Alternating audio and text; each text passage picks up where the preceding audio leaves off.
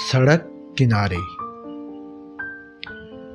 اس کی نظر اس بوڑھی خاتون پر ایسے ٹکی تھی جیسے کسی بچے کی اپنے من پسند کھلونے پر ٹکتی ہے، جس کو وہ جانتا ہے کبھی نہیں پا سکتا، لیکن اپنے دل کو سمجھا بھی نہیں سکتا۔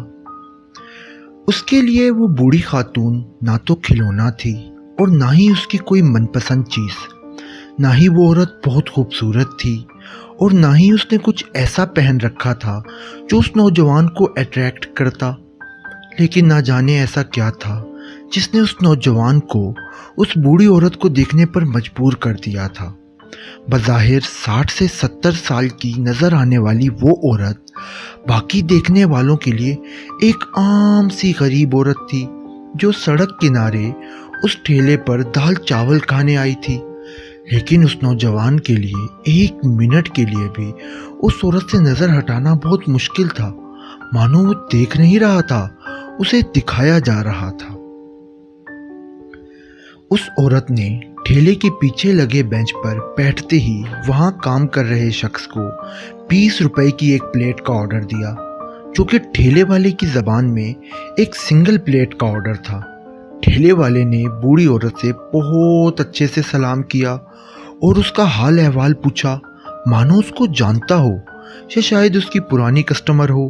وہ اسے اماں جی کہہ کر مخاطب کر رہا تھا۔ چاولوں کی وہ چھوٹی پلیٹ ملنے کے بعد اس عورت کی توجہ پلیٹ سے زیادہ آس پاس کے لوگوں پر تھی اور وہ ان پر ایسی سرسری نظر ڈال رہی تھی مانو کوئی کھو گیا ہو اور وہ اسے ڈھونڈ رہی ہو۔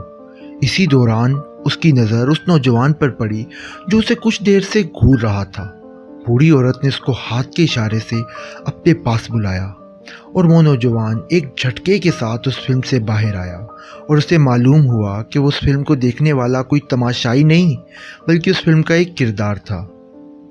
جی اماں جی، جیسے اس کے منہ سے بے اختیار نکلا تھا۔ بیٹا چاول کھائے گا؟ اس عورت نے آہستہ آواز میں پوچھا۔ نہیں اماں جی، میں تو بس ویسے ہی۔ نوجوان کی بات مکمل ہونے سے پہلے ہی اس عورت نے اس کی بات کاٹتے ہوئے ٹھیلے والے کو آرڈر دے دیا اور ٹھیلے والا بھی جیسے آرڈر تیار کرے بیٹھا تھا، جیسے کہ وہ جانتا ہو کہ کیا ہونے والا تھا۔ اس نوجوان کے دماغ میں یہی بات آئی تھی کہ شاید اس عورت نے اس کو غریب اور بھوکا سمجھا تھا، جو کہ وہ اپنے حلیے سے بالکل بھی نہیں معلوم ہوتا تھا، اور شاید یہ سمجھا تھا کہ وہ اسے نہیں بلکہ چاولوں کی اس پلیٹ کو دیکھ رہا تھا جو اس کے ہاتھ میں تھی۔ اب پلیٹ اس کے ہاتھ میں تھی اور انکار بہت روڈ معلوم ہوتا، لہٰذا اس نے وہ پلیٹ لی اور ان چاولوں کو کھانے لگا۔ حالانکہ عام حالات میں وہ کبھی بھی روڈ سائڈ سے کچھ بھی نہیں کھاتا تھا اور صرف کسی کے منہ میں گیا چمچ اپنے منہ میں ڈالنے کا ڈراؤنا خواب اس کی رات کی نیند حرام کرنے کے لیے کافی تھا۔ ابھی اس نے ایک چمچ چاول منہ میں ڈالا ہی تھا کہ اماں جی نے گفتگو کا آغاز کر دیا۔ یہ گفتگو بہت لمبی چلی، لیکن اس پوری گفتگو میں اس خاتون نے اس نوجوان سے صرف ایک ہی سوال کیا تھا اور وہ اس کا نام تھا، جس کا جواب بھی شاید اس نے غور سے نہیں سنا تھا، کیونکہ اس نوجوان کا نام اتنا یونیک تھا کہ یا تو پہلی بار میں سمجھ ہی نہ آتا یا تو کوئی بھی اس کا مطلب پوچھے بغیر نہ رہ سکتا، لیکن شاید اماں جی کو اس نوجوان کے نام سے کوئی مطلب ہی نہ تھا۔ لیکن اس کے برعکس یہ نوجوان اس عورت کے شجرہ نسب سے لے کر اس کی کون سی بہو کتنی چالاک اور کون سی بیٹی کتنی مظلوم ہے سب جان گیا تھا۔ وہ ایک ٹپیکل بوڑھی عورت تھی اور وہ نوجوان نہیں جانتا تھا کہ وہ اس کی یہ باتیں کیوں سن رہا تھا۔ اس کی کوئی اسپرچول وجہ تھی یا شاید وہ چاولوں کی پلیٹ جس کا وہ احسان اتار رہا تھا۔ آخر کار آدھے گھنٹے بعد وہ 20 روپے کی پلیٹ ختم ہو ہی گئی اور اس کے ساتھ وہ گفتگو بھی۔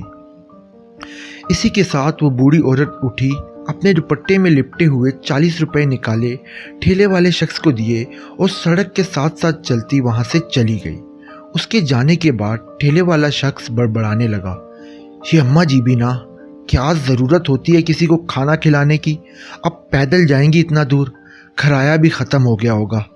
رب بھی سمجھے اماں جی کو، میری تو سمجھ سے باہر ہیں۔ ٹھیلے والا شخص تو نہیں، لیکن وہ نوجوان اس پہلی کو سمجھ گیا تھا۔ وہ یہ سمجھ گیا تھا کہ اس عورت نے وہ چاول اس کا پیٹ بھرنے کے لیے نہیں بلکہ اپنے الفاظ کی بھوک مٹانے کے لیے کھلائے تھے۔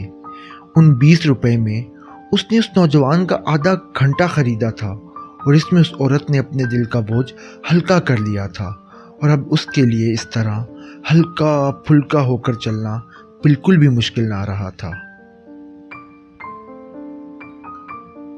اگر آپ کو یہ کہانی پسند آئی ہو تو اس ویڈیو کو لائک ضرور کیجیے گا اور اپنی قیمتی رائے کا اظہار نیچے کمنٹ سیکشن میں ضرور کیجیے۔ اس کے علاوہ اس چینل کو سبسکرائب کر لیں اور بیل آئیکن بھی دبا لیں تاکہ ہماری ہر نئی اپلوڈ آپ تک جلد سے جلد پہنچتی رہے۔ شکریہ۔